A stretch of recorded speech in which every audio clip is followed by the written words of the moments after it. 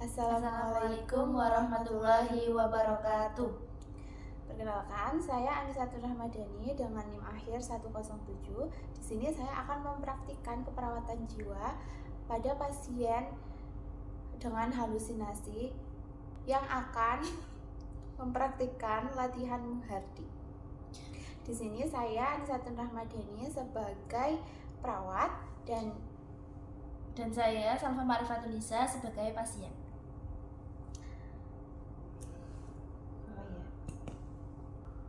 Assalamualaikum, selamat pagi Ibu. Waalaikumsalam. Iya, Perkenalkan, saya perawat Anissa yang bertugas pada pagi hari ini. Nah, di sini saya akan membantu Ibu untuk menyelesaikan masalah yang Ibu hadapi. Kalau boleh tahu, nama Ibu siapa ya dan senangnya dipanggil apa? Nama saya Salva Marifatun. Sukanya dipanggil Salva saja. Oh iya, Mbak Salva ya. Ya. Gimana perasaan Mbak Salva saat ini? Tidak tahu, seperti tidak semangat. Oh, tidak semangat ya Mbak. Apakah Mbak Salva ini masih mendengar suara-suara yang tidak ada wujudnya? Masih. Oh, masih.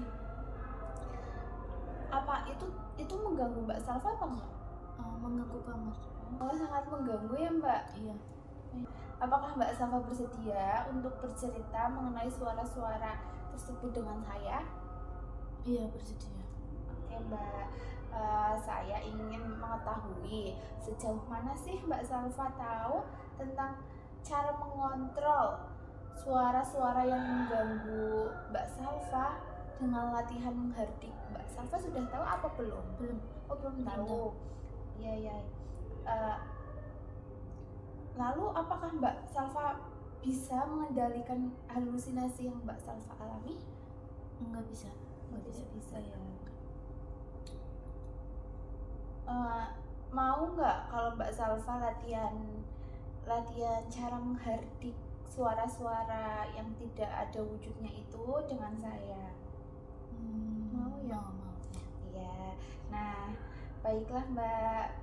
Bagaimana kalau kita berbincang-bincang mengenai suara yang mengganggu Mbak Salva dan cara mengontrol atau latihan menghardik itu? Iya. Mbak Salva mau kan? Mau. Ya. Di mana Mbak Salva maunya? Di sini Mbak Salva nyaman atau tidak? Iya, di ya? sini saja. Di sini ya. Jadi latihannya kurang lebih 15 sampai 20 menit saja. Iya. Apakah Mbak Salva sudah siap? Siap. Iya. Baik. Jadi Mbak Salva, menghardik itu menegur dengan tegas. Misalnya, Mbak Salva masih mendengar suara-suara yang tidak ada wujudnya itu, Mbak Salva bisa menegurnya dengan mengucapkan kata, "Pergi, aku tidak mendengarnya. Itu bukan suara asli. Kamu suara palsu." Seperti itu Mbak.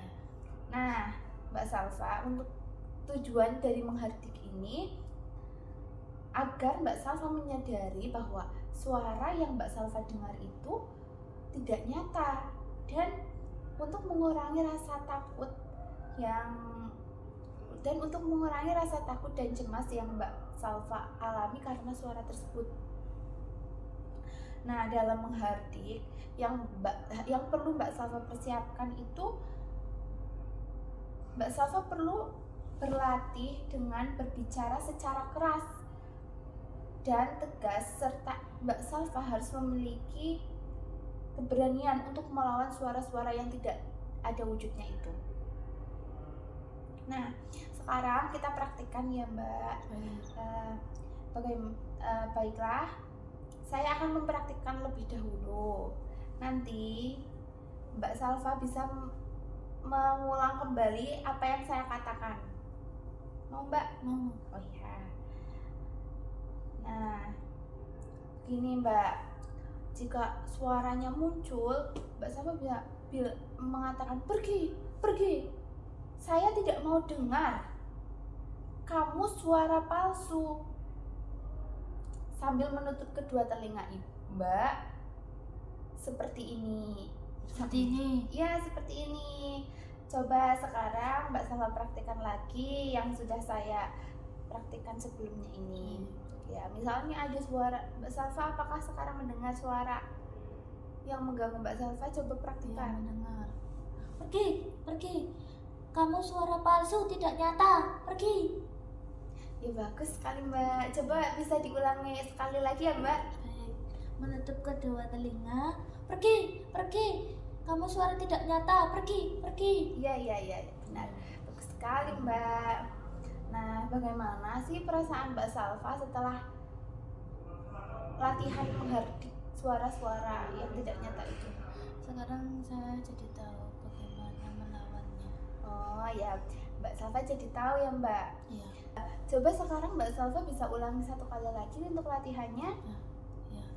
Seperti ini. Ya. Ucapkan, pergi. Suara kamu tidak nyata, tidak ada. Ya, bagus sekali Mbak. Nah, untuk pertemuan latihan menghardik dan cara mengontrol suara-suara yang tidak nyata itu sudah selesai. Untuk pertemuan selanjutnya, kita akan mengontrol suara-suara tersebut, suara-suara yang tidak nyata itu dengan cara berbincang-bincang dengan orang lain. Apakah Mbak Salva bersedia?